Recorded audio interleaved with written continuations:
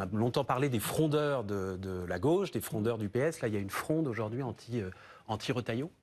C'est très simple pourtant. Et les LR veulent pas rentrer au gouvernement, qu'ils ne rentrent pas au gouvernement, point barre.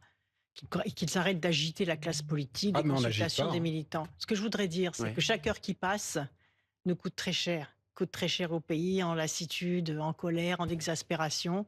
Nous coûte très cher sur le plan économique, donc sur le plan social. Nous coûte très cher sur le plan de la réputation morale de la France, parce que nous étions un modèle de démocratie.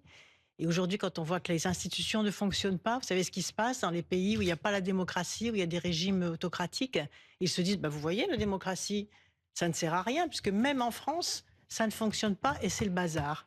Donc je pense qu'il faut vraiment arrêter très vite et passer aux choses sérieuses. Ça, c'est un appel que vous adressez à qui, Madame Royal?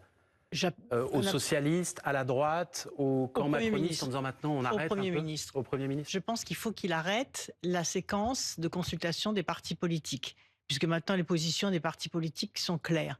Que deuxièmement, dans la Constitution, ce ne sont pas les partis politiques qui constituent un gouvernement ou qui font marcher la République.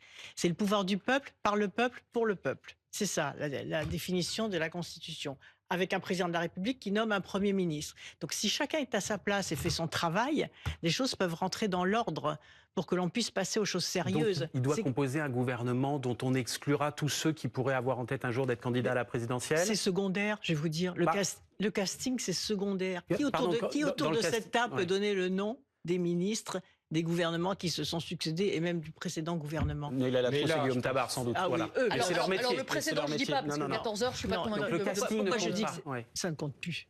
Ça ne compte plus.